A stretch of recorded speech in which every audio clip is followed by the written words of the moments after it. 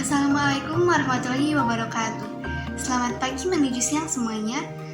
Yang saya hormati Bapak Agi Ahmad Ginanjar, SPD MPD selaku dosen pengampu mata kuliah Bahasa Indonesia, serta hadirin semua yang saya banggakan. Marilah kita panjatkan puji dan syukur kepada Allah Subhanahu wa Ta'ala karena atas limpahan rahmatnya dapat melaksanakan presentasi pada kesempatan ini. Tidak lupa sholawat dan salam kita limpah curahkan kepada junjungan kita, yakni Nabi besar Muhammad Shallallahu Alaihi Wasallam, pada keluarganya, sahabatnya, hingga sampai kita umatnya akhir zaman. Amin ya robbal alamin. Perkenalkan, nama saya Dara Istia Aisyah, NPM 211002068 yang akan mempresentasikan pada saat ini. Hadirin yang saya hormati dan saya banggakan. Pada kesempatan kali ini, izinkan saya untuk menjelaskan tentang penawaran atau suplai dalam perspektif ekonomi Islam. Untuk pengertian yang pertama yaitu pengertian penawaran atau suplai dalam perspektif ekonomi Islam. Menurut Kamus Besar Bahasa Indonesia atau KBBI, penawaran adalah proses, cara, perbuatan menawari atau menawarkan. Sedangkan ekonomi menurut KBBI yaitu ilmu mengenai asas-asas produksi, distribusi, dan pemakaian barang-barang serta kekayaan, seperti halnya keuangan, pendistribusian, dan perdagangan. Penawaran atau suplai dalam perspektif ekonomi Islam adalah banyaknya barang yang ditawarkan oleh penjual pada suatu pasar tertentu, periode tertentu, serta pada tingkat harga tertentu. Jika dicermati, sebenarnya pengertian permintaan dan penawaran itu tidak jauh berbeda. Menurut pendapat para ahli, pengertian penawaran yaitu menurut Ahmad tahun 2009, penawaran sebagai keseluruhan jumlah barang dan jasa yang ditawarkan dalam berbagai kemungkinan harga yang berlaku di pasar dalam suatu periode tertentu.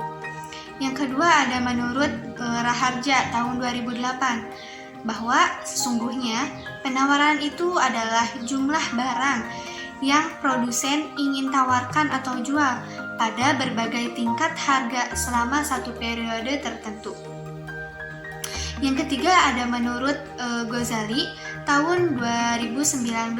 Beliau menyatakan bahwa penawaran adalah banyaknya barang yang ditawarkan oleh penjual pada suatu pasar tertentu, pada periode tertentu, dan pada tingkat harga tertentu. Materi yang kedua yaitu faktor-faktor yang mempengaruhi penawaran atau suplai.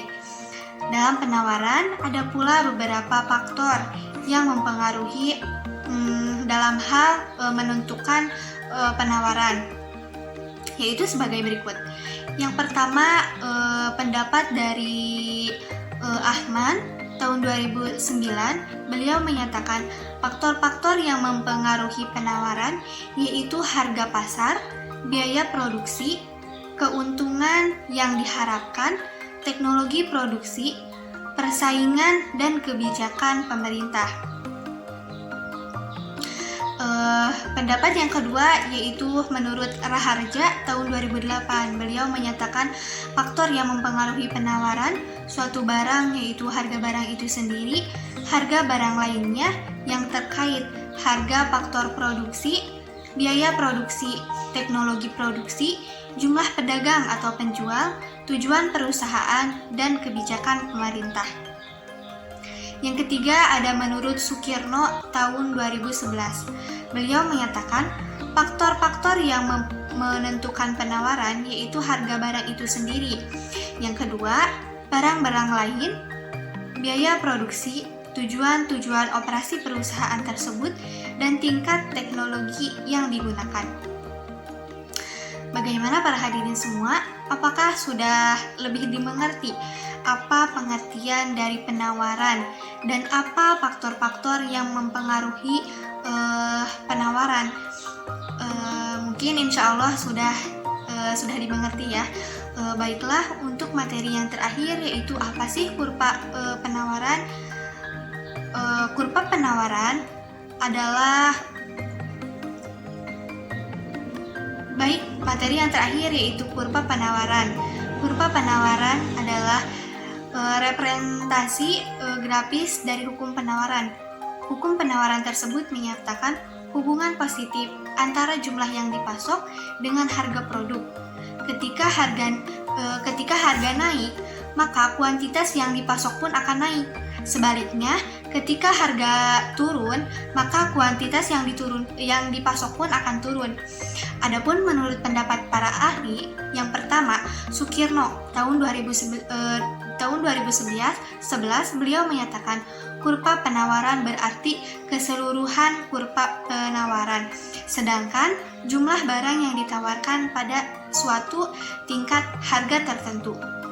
Yang kedua, menurut Rohmana tahun 2006 beliau menyatakan kurva penawaran merupakan garis menarik yang menghubungkan harga dengan jumlah penawaran suatu barang.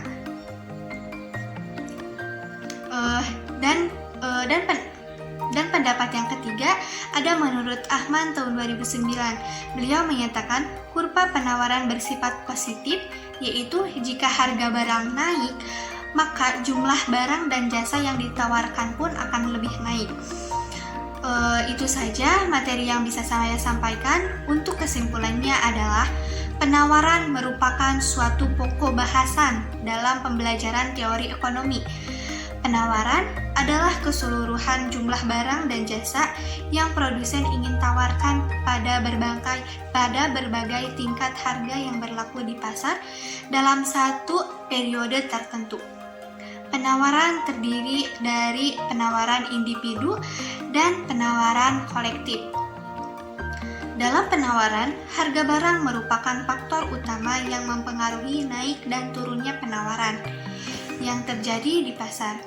Selain harga barang, faktor-faktor yang mempengaruhi penawaran yaitu yang pertama, harga barang lain yang berkaitan dengan produk tersebut. Yang kedua, harga faktor produksi. Yang ketiga, biaya produksi.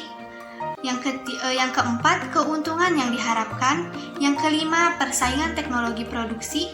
Yang keenam, jumlah pedagang atau penjual. Jumlah ketujuh, harapan atau tujuan produsen, dan kebijakan pemerintah atau pajak dan subsidi. Demikian yang bisa saya sampaikan. Mohon maaf atas segala kekurangannya. Terima kasih atas perhatiannya.